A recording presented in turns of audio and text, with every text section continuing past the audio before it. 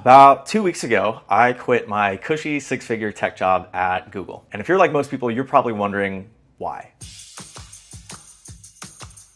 Google has great pay, insane perks, where the mission is literally to organize the world's information and make it universally accessible and useful. Why would anyone in their right mind walk away from all that? Well, after almost 6 years at the company, something that I had been ignoring finally caught up to me. I was moving forward on paper, but I knew that deep down I wasn't where I was supposed to be. Because here's the thing, I didn't want to just organize the world's information. I wanted to create something for the people who are actually shaping the future. A space, a movement, a community, for the people who embrace uncertainty, chase big ideas, and build what's next. I call them tomorrow people. And if you're watching this, maybe you're one of them. So I found myself at a crossroads. I could either stay at Google and continue working on someone else's dream, or I could walk away from the comfort and security, take a bet on myself, and finally start building my own. This story, the one I'm about to tell you, is about how I got here.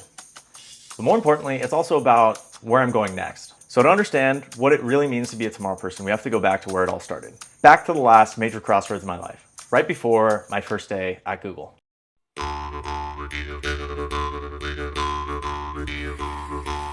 2019 was a wild year. For me, it was full of fresh starts and big changes. After spending a couple years grinding out a startup, I finally landed my dream job at Google. And before diving into the corporate world, I had 3 months off, so I did what any sane person would do. I packed a bag and I flew to Australia. I spent 3 months backpacking down the East Coast, and honestly, it was incredible. That trip ended up being one of the best experiences of my life. It deserves its own series, but to cut a long story short, it basically gave me a taste of the digital nomad life. Waking up in new cities, meeting amazing people, total freedom. And the timing was perfect because when I got back, my new life was about to begin. The day I started at Google felt like waking up in the future. I remember stepping on campus, looking around and thinking, I made it. I mean, this was the Google, a company that serves billions of people, the smartest engineers, the most cutting edge technology, and the best perks you can imagine. Being there felt like I had unlocked some kind of cheat code to life. And for the first few weeks, it was everything I imagined. I was meeting brilliant people, learning how things work behind the scenes, and getting access to projects that most people could only dream of. But then something started to shift. Once the initial buzz wore off, I started to feel restless. Outside of work, I didn't have much going on. The friends I had made were mostly work connections. While those were great, they stayed in the office. I'd also gotten out of a long-term relationship. I was living with family, trying to save up for my down payment on my first home. So this was a huge contrast to my life just a few months ago. I had just gone from nonstop adventure and meeting new people every day to sitting in an office and going home to the suburbs. Something was missing, and at the time I couldn't quite put my finger on it. But looking back now, I realized what I was missing was community. At first I wasn't sure where to start, but then I reconnected with some old friends at the Young Scandinavian Club. They're basically a social club for people with Scandinavian roots who live in the Bay Area. They throw cultural events, group trips, and they have access to some exclusive cabins in places like Clear Lake and Tahoe. And the biggest event of the year is their midsummer celebration. It's this massive solstice celebration with bonfires and flower crowns, people cooking meals together, partying together by the water, camping under the stars. The whole thing felt so effortless and open. But even though I had an amazing time, something still felt a little off. Because no matter how welcoming they were, I knew deep down that I could never fully belong.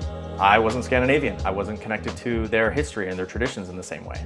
And that left me with a question. If this wasn't my community, then what was? So I started thinking about my own roots, where I come from, and what type of community I would feel truly connected to. And the first place to start was my family history. Here is my 23andMe. It's basically a genetic map that shows where my ancestors were before the world really started mixing together. It tells me I'm a mix of 3 things. I'm half Punjabi from my mom's side, and I'm a quarter Eastern European and a quarter Ashkenazi Jewish from my dad's side. Which wasn't really a surprise. Both my parents are immigrants, my mom from India, my dad from Ukraine. But this map doesn't tell the full story. Because my experiences, where I grew up, the cultures I was surrounded by, that's almost as important as my genetics, if not more so.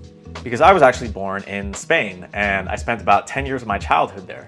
I went to school there, I made friends, I learned Spanish, French, and Catalan, but I was never a citizen. Spain doesn't have birthright citizenship the same way we do in the US. So even though I spoke the language and I grew up there, I always felt like a bit of an outsider.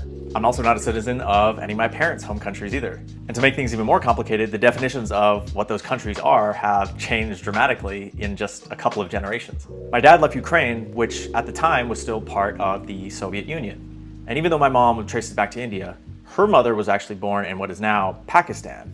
which means technically the only place that I've ever truly belonged is here in America because of this. I can live here, I can work here, I pay taxes, I can serve on a jury, serve in the military, but paperwork isn't the same thing as belonging. Growing up abroad, I missed out on a lot of typical American culture, a lot of inside jokes, pop culture references, even social norms that I had to learn and pick up a lot later in life. And the reverse was also true. Because I had such an international background, a lot of the times I found myself connecting with foreigners than people who had spent their whole lives growing up in the United States. So don't get me wrong, I love it here and I'm very thankful for everything this country has given me. But at the same time, I've never felt fully, exclusively American either.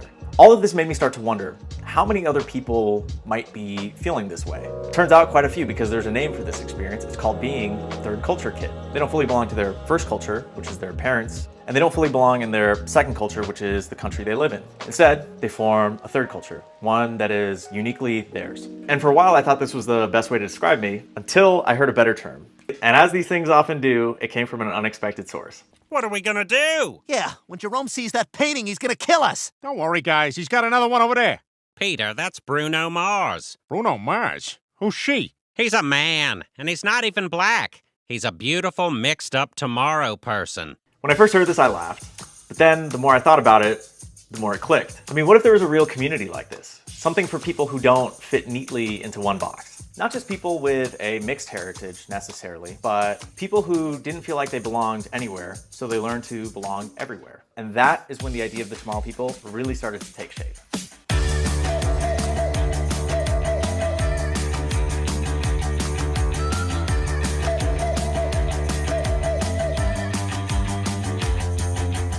So, now I had this idea.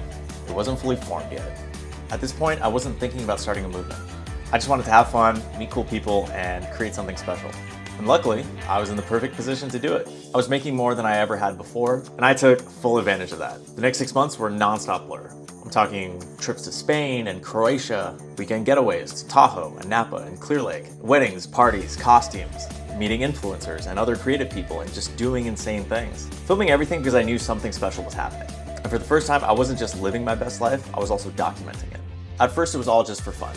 Montages, little edits here and there for friends. But the more I filmed, the more I felt it, that I was onto something. I was capturing a lifestyle, a mindset, a feeling. And I started to think, what if this is the beginning of something much bigger? And in my mind, the Tomorrow People was already real.